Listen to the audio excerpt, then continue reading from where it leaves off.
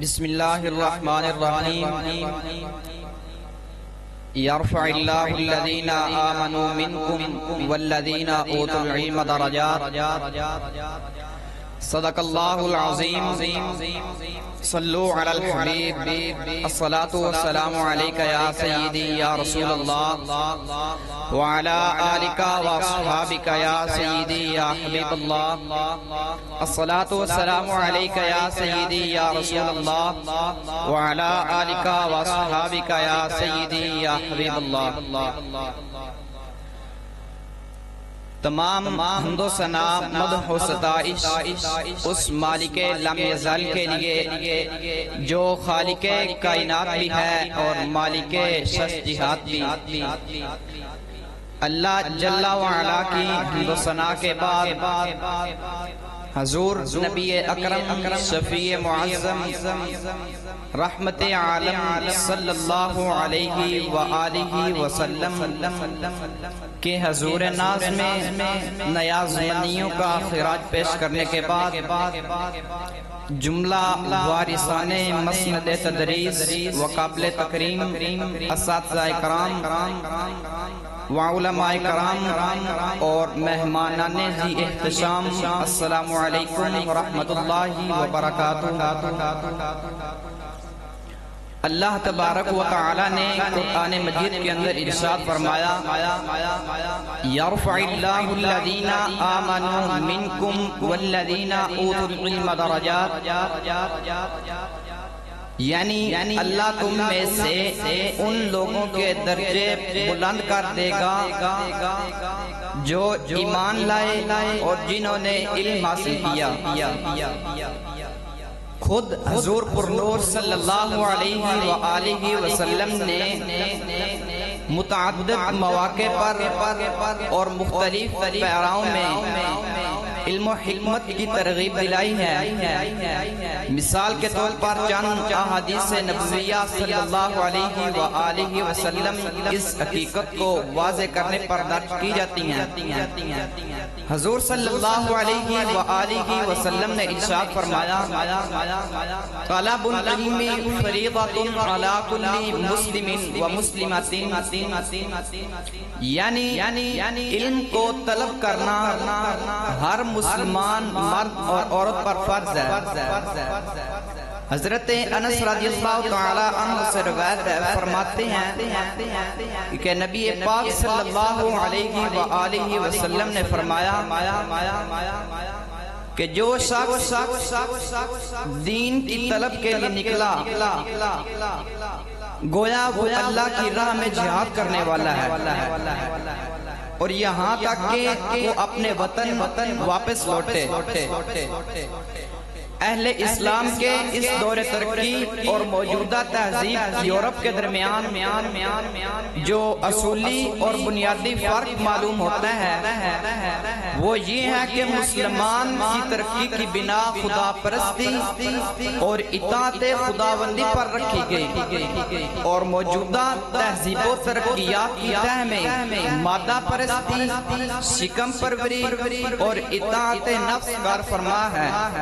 ان کا منتہائی مقصد رضائے الہی اور خدمت خالق تھا۔ وہ دنیاوی طاقتوں کی تسخیر احکام الہی اور قوانین قرآن کے ماتحت کرتے تھے۔ وہ کائنات کے ہر ذرہ اور ہر ذرہ کی کائنات میں آیات الہی کا سراغ لگاتے تھے۔ انہوں نے دنیا یا دنیا کی کسی چیز کو بھی مقصود بھی ذات نہیں بنایا۔ ان کی طاقت و حکومت، ان کے جاہ و جلال، ان کے علوم و فنون اسباب و ذرائع تھے۔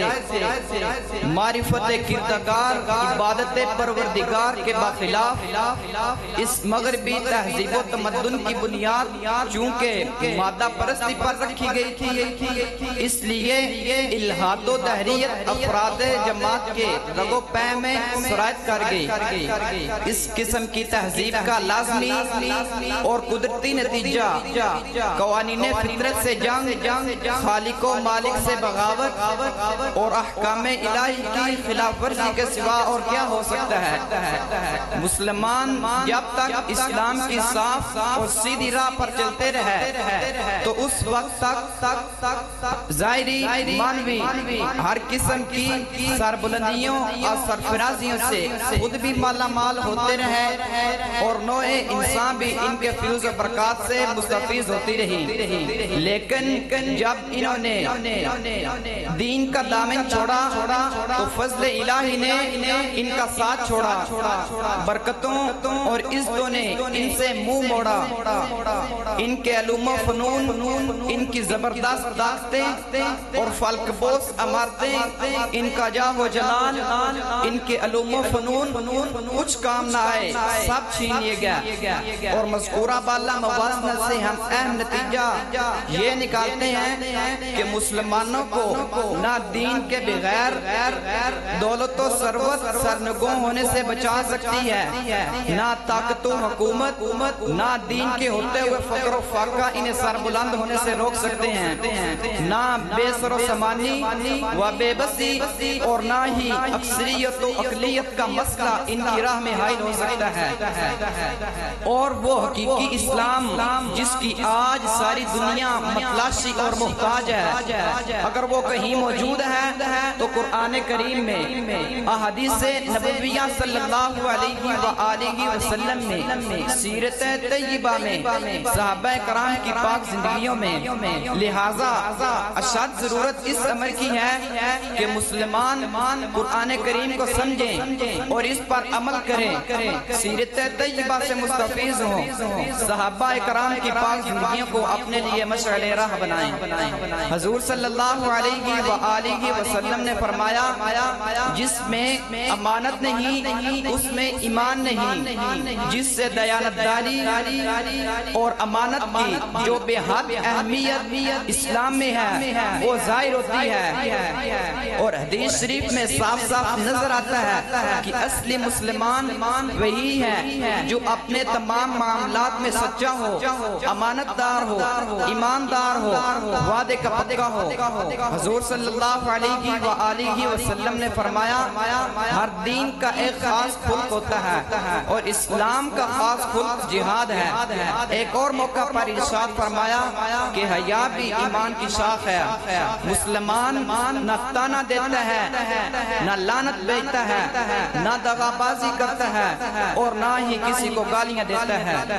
ان کے علاوہ جن برائیوں کو دور کرنے کی ہدایات ہمیں اللہ تعالیٰ کی کتاب اور اس کی احادیث، اس کے رسول پاک کی احادیث سے نبویہ سے ملتی ہیں، ان میں سے کچھ اہم یہ ہیں: جھوٹ، وعدہ خلافی، دغا بازی، تہمت لگانا، خوشامد کرنا، لالچ، بے ایمانی اور حرص وغیرہ۔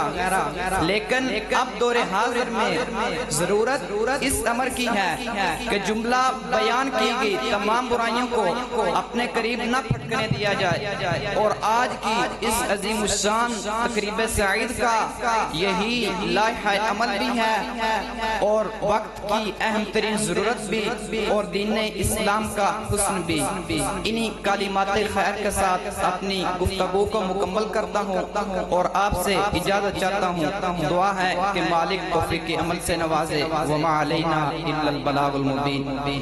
اور میں نعت پاک کے لیے دعوت دیتا ہوں قاری عبدالرحمن صاحب۔